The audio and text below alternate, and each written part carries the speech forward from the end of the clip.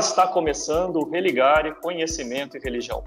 Como se deu a chegada da Igreja Batista em Minas Gerais? E o que levou a Igreja a confrontos com o catolicismo?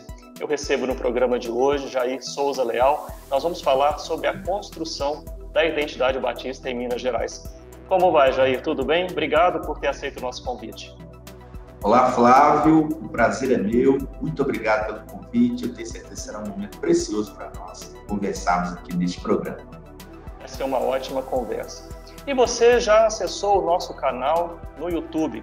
Procure por Religare Conhecimento e Religião. Inscreva-se no canal, marque no sininho para ficar por dentro das nossas publicações. A cada novo programa você vai ficar atualizado com um novo Religare. E gostando dos nossos programas, compartilhe o Religare nas suas redes sociais. Jair, como nós poderíamos falar, antes de entrar no tema, né? Você defendeu uma tese de doutorado sobre exatamente esse tema, né? A construção da identidade batista em Minas Gerais. Mas, por falar em Igreja Batista, né? Como que é a história dessa igreja? Como começa a Igreja Batista? Muito bem, Flávio. Excelente pergunta. Os batistas, eles têm 3 teorias acerca das suas origens. Alguns mais apegados, mais radicais, talvez, que digam que os batistas surgiram a partir de João Batista, lá no Jordão. Então, a teoria JJJ chama. A outra, que eles vieram do movimento anabatista, que surgiu ali pelo século XVI, aquele século das reformas protestantes da Europa. Então, alguns acreditam que os batistas surgiram como um desdobramento deste grupo anabatista, né, que seria uma espécie de reforma mais radical.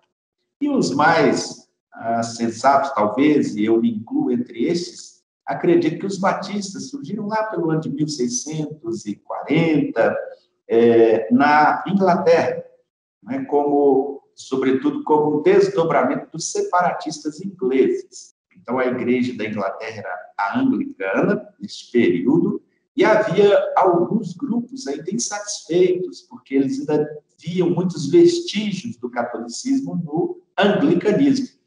E eles queriam igrejas locais separadas, independentes, e separadas do Estado. Então, eles eram chamados de separatistas.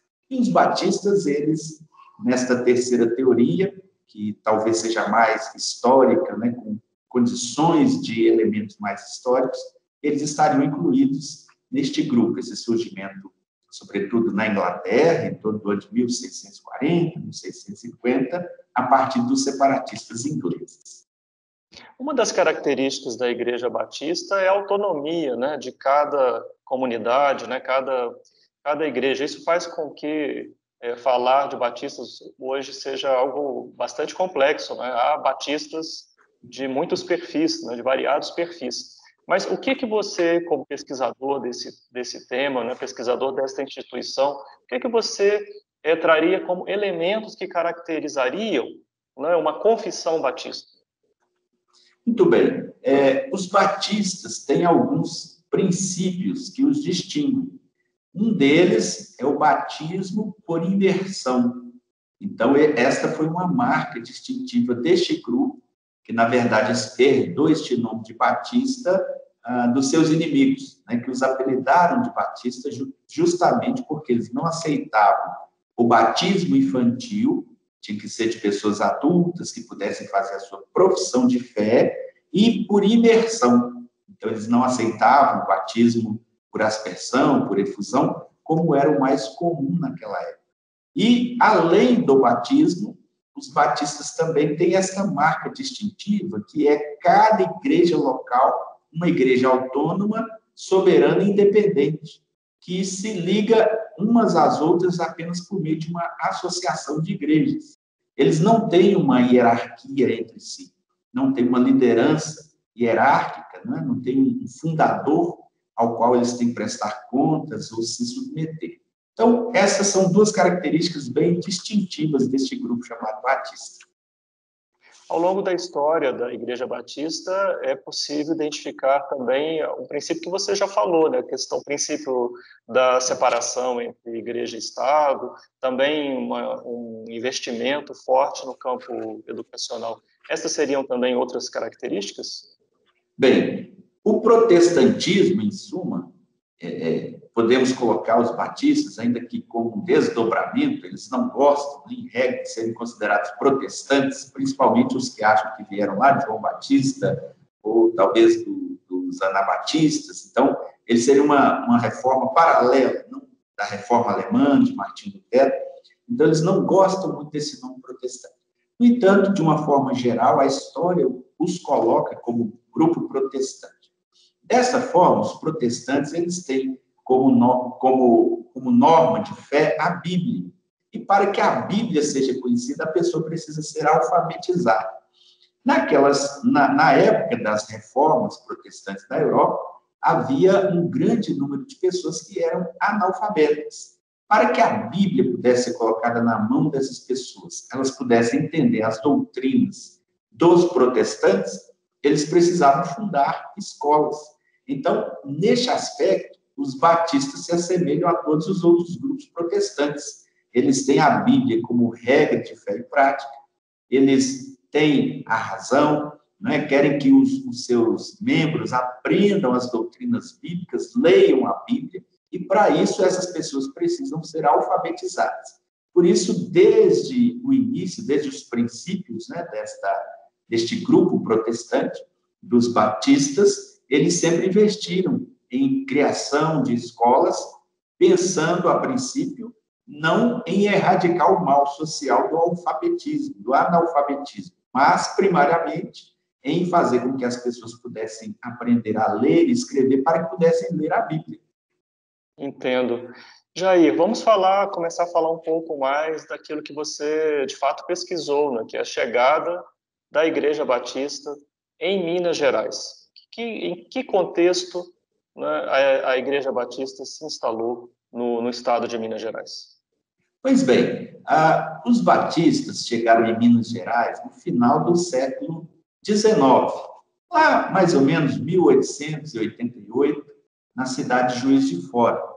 Eles já estavam estabelecidos, né, a sua igreja primeira, considerada a primeira igreja batista em Salvador, para brasileiros, claro. E, nesse sentido, eles queriam expandir por todo o país. E Minas Gerais estava no foco dos primeiros missionários. Então, pouco depois que eles já estavam estabelecidos na Bahia, eles... pela industrialização naquele período, né? Eu digo porque sou de Juiz de Fora. Ah, é verdade? Então, os batistas chegaram, então, em Juiz de Fora, né, que foi certamente o primeiro contato deles em Minas Gerais, em finalzinho da década de 80 do século XIX. Sim. E aí você diz que eles encontraram que realidade? Desculpe, eu acabei lhe interrompendo nesse momento. Muito bem. Ao chegar em Minas Gerais, eram apenas os missionários, né? Então, a realidade, né, do Brasil hegemônico é católico. Então, a religião hegemônica do país, né, estabelecida já há 4 séculos, era o catolicismo. Então, os batistas chegam nessa realidade, primeiro, de pessoas analfabetas, né, que eles precisavam alfabetizar para que pudessem conhecer a Bíblia e as suas doutrinas, e também eles precisavam de estratégias para que pudesse se estabelecer no campo do outro, né? Porque os católicos já estavam estabelecidos em Minas Gerais. Sim. E em Belo Horizonte, né? Pensando ali a capital surgindo, né? A nova capital do estado, quando é que os batistas chegam a Belo Horizonte? Logo no começo, junto com a construção da nova capital? É isso mesmo, Flávio. Olha que legal. Eles chegaram em Juiz de Fora, iniciaram ali o que é considerado, né, a primeira igreja batista em Minas Gerais. Depois foram para Barbacena, ali começou uma segunda igreja, e começou até a crescer. Mas o crescimento, claro, nós estamos falando de uma realidade batista de 40, 60 pessoas.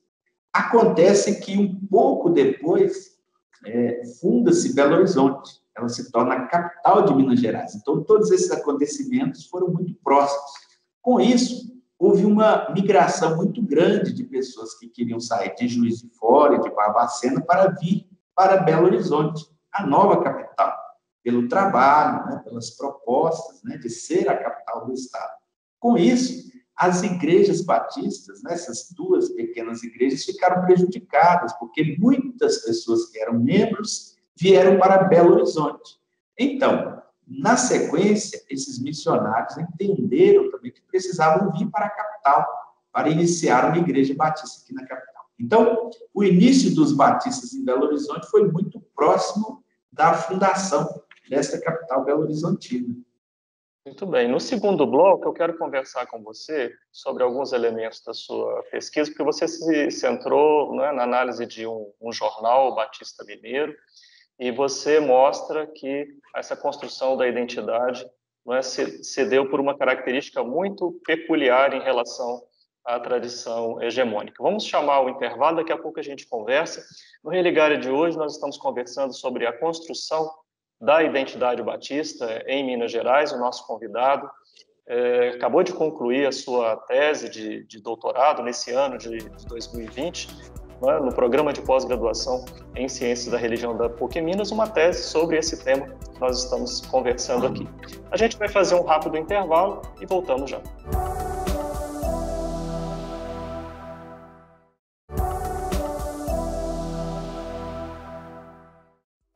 Estamos de volta com o Religare, Conhecimento e Religião. Hoje nós estamos conversando sobre a construção da identidade batista no estado de Minas Gerais. O nosso convidado, Jair Souza Leal, ele defendeu uma tese de doutorado nesse ano de 2020 no programa de pós-graduação em Ciências da Religião da PUC Minas. Foi orientado pelo professor Carlos Caldas, não é isso, Jair? Isso, e nós estamos conversando hoje sobre esse trabalho, né? Bem, você concentrou a sua pesquisa na análise de um jornal da Igreja Batista, o Batista Mineiro, é isso mesmo? Exatamente. Assim que eles chegaram, dando uma continuidade ao bloco anterior, eles chegaram em Belo Horizonte e começaram a se expandir em outras cidades aqui de Minas. Como eles são independentes e cada igreja é autônoma e soberana, eles decidiram fundar uma associação de igrejas chamada de Convenção Batista Mineira. Então, lá pelo ano de 1918, fundou-se a Convenção Batista Mineira, com 7 igrejas. Nessa ocasião, já tinha lá a primeira Igreja Batista de Belo Horizonte, ali na Praça Raul Soares. E nesta convenção, ou essa associação de igrejas, que passou a coordenar o trabalho dos batistas em Minas, já não mais tão dependente dos estrangeiros, americanos, missionários, eles, então, decidem criar um jornal. E esse jornal é o Batista Mineiro, exatamente para que se tornasse a voz dos batistas nestas igrejas criadas, para que eles pudessem saber como estava o avanço da obra, né, da missão aqui em Minas Gerais, e para que cada igreja pudesse ter sua voz ali, através deste jornal. Sim. Jair, como é que foi a construção da identidade, né? Já que esse é o tema do seu trabalho? Como é que essa identidade foi criada? Porque é uma tradição, como você disse, pelo menos na linha que você acompanha, né, de fundação dos batistas, do século XVII, né, pelo que você falou. Das 3 possibilidades, né, você se alinha mais com essa perspectiva. São muitos séculos, né? Como é que né, essa chegada num país, né, um país que tem uma presença forte do catolicismo? Como é que foi se construindo essa identidade? Como é que os batistas se apresentaram? Né? Como é que eles consolidaram o seu trabalho de missão aqui no estado de Minas Gerais? Muito bem. Nós dizemos que os missionários vieram para o Brasil para pregar o evangelho, porque entendiam que, embora o país estivesse catolicizado, ele não estava cristianizado. Eles tinham uma visão, o batista, né, tinha uma visão do catolicismo como um cristianismo não genuíno. Então, eles entendiam que precisava vir aqui para pregar o verdadeiro evangelho, segundo a visão deles. Rubem Alves tem uma proposta interessante de dizer que o problema do cristianismo como um todo, incluindo o catolicismo, todas as tradições, é a salvação. Então, o cristianismo tem a salvação como seu problema fundamental. No entanto, o catolicismo dá uma resposta diferente da resposta dos batistas. Então, os batistas, nessa pesquisa, né, eles são entendidos como uma resposta diferente a esse problema fundamental da salvação. Eles achavam, entendiam que a resposta do catolicismo não era suficiente. Então, eles precisavam vir para trazer essa verdadeira resposta, que era a conversão, por exemplo, né? Eles entendiam, então, como uma verdadeira resposta ao problema fundamental do cristianismo, que é a salvação.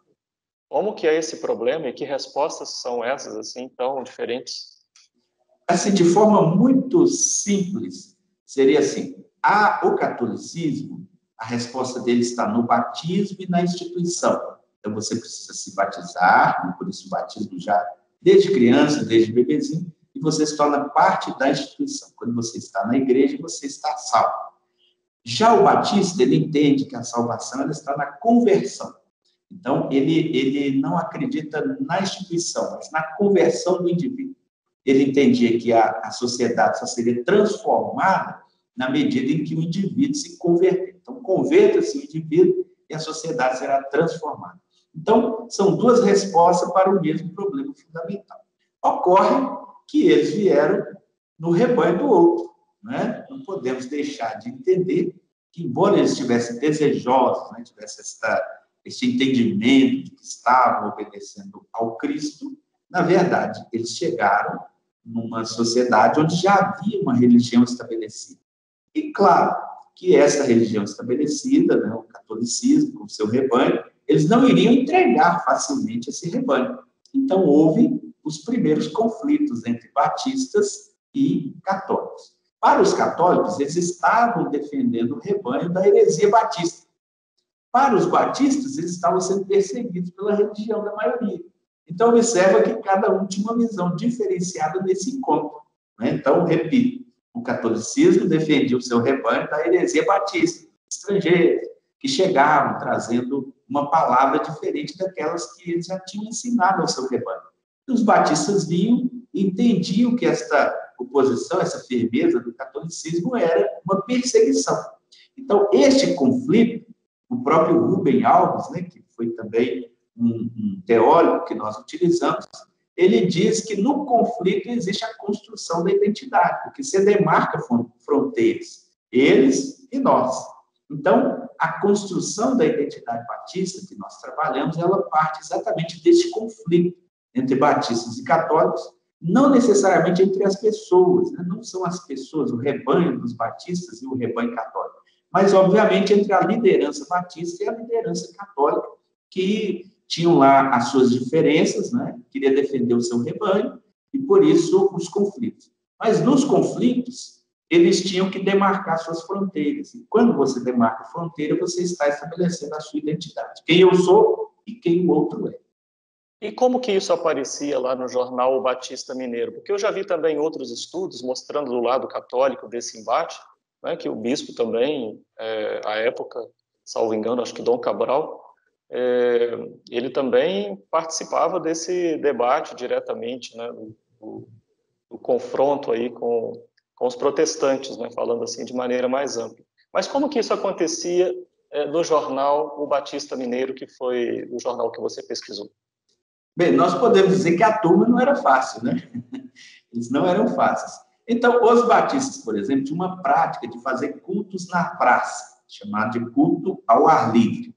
Então, quando eles estavam realizando os cultos ao ar livre, vinha normalmente um padre, um grupo de pessoas, para tentar impedir que eles realizassem os seus cultos. Então, o Jornal Batista, ele narra esses episódios, né, de alguns conflitos. Então, esses conflitos na praça, vários episódios que aconteciam. Outro tipo de episódio que aconteceu, que era comum, é a questão de enterrar os mortos. Nesta época, havia sido proclamada a República um pouco antes, né, 1889, mas ainda era muito recente, a maioria dos cemitérios eram cemitérios da Igreja Católica. Não tinha muitos cemitérios públicos. Então, quando morria, por exemplo, um membro de uma igreja batista, onde ele seria enterrado? Então, esse sempre era um problema. Um outro problema é quando um membro batista, um homem ou uma mulher, queria se casar com uma outra pessoa que era católica. Aí também era um problema. Onde ele vai se casar? Né? O casamento, embora fosse civil, ele tinha esse viés religioso. Até hoje tem. Né? O casamento civil é a cerimônia religiosa. Então, havia esse conflito. Né? Quando um homem ou uma mulher batista queria se casar com um homem ou uma mulher católica. Havia esse conflito. Também a questão do nascimento, quando um dos dois, às vezes o marido, se tornava um batista, a esposa não, e nascia o filho. Nós vamos batizá-lo ou não? Então, nós temos esses resquícios, né, que eu chamo de resquícios da monarquia, aquelas coisas que depois se tornaram do poder público, né, se tornaram questões civis, mas que na época tinham um viés religioso ainda muito forte e que trazia esses conflitos. Um outro conflito, Flávio, muito grande que aconteceu foram as polêmicas. Então, os batistas publicavam artigos no seu jornal Batista, tentando desacreditar o catolicismo. E esses também não ficavam para trás. Eles também publicavam suas matérias, seus artigos, mostrando o erro dos batistas. Então, as polêmicas, né, que aconteciam no jornal, os batistas publicando no seu jornal e os católicos revidando também, fazendo suas publicações em jornais seculares. Claro que a força, né, do catolicismo era muito maior do que o dos batistas. Eles publicavam em um jornal que tinha ali 1.000, 2.000 edições e que alcançava basicamente só o grupo dos batistas. Quando os católicos publicavam, eles publicavam em jornais seculares, então alcançava quase que toda a sociedade. Então, havia uma força, claro, desigual, mas as polêmicas aconteciam nos jornais. Né? E, por fim, um outro conflito que foi muito grande, que aconteceu um pouco mais à frente, porque a pesquisa ela tem um recorte de 1918, que é quando iniciou a Convenção Batista, até ali pela década de 60. Então, lá pelos anos de 1950 para frente, alguns padres e freiras começaram a se converter à fé batista. E aí, os batistas, claro que utilizavam estes ex-sacerdotes, né, essa ex-freira, por exemplo, que aparece no jornal, para poder fazer a sua publicidade. Eles pregavam nas igrejas para dizer, olha, eu saí de lá, né, os batistas aqui estão certos, os católicos estão errados. E tal. E isso também gerava muita polêmica. Então, os conflitos estavam na praça pública, nos resquícios da monarquia, nas publicações de jornais, também quando os padres e freiras, né, alguns, não foram muitos, se convertiam, e isso gerava polêmica, que eles se tornavam intolerantes de alguma forma, né, querendo defender a nova fé e contra tudo que eles tinham vivido na fé anterior. E o outro problema, o problema educacional. Os batistas começaram a criar escolas para ensinar, né, os seus filhos e outras crianças. Para isso, sim. E claro, tanto os batistas orientavam seus filhos a não irem para a escola católicas, quanto os católicos também orientavam seus filhos para que não fossem para escolas protestantes. Então, a educação também foi um palco de conflito. Sim. Eu queria, infelizmente, nosso programa chegou ao fim, mas eu queria saber se em algum momento esse conflito, se ele diminuiu, né? Se hoje é possível falar em diálogo, né, entre essas duas igrejas. Mas, enfim, o nosso tempo acabou. Você tem uma resposta super curta para nos dar? Muito rápido. O Concílio Vaticano II, 1962-65, que é o final da tese, ele trouxe uma orientação ao catolicismo, né, do diálogo. E os batistas também passaram nesse período a fazer suas grandes campanhas, e aí o foco mudou. E veio um novo inimigo, que foi o pentecostalismo. Aí a relação dos dois ficou mais amena, hoje é bem tranquilo. Então, pronto. Já temos matéria para um próximo Religare com você. Muito obrigado, Jair, por ter vindo conversar com a gente sobre esse assunto. Flávio, obrigado. Foi um prazer estar com você aqui no programa.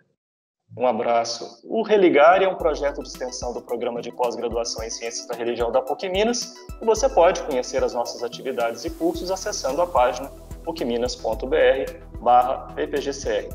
Religare de hoje fica por aqui. Um abraço muito cordial e até a próxima semana com mais um Religare Conhecimento e Religião. Até lá!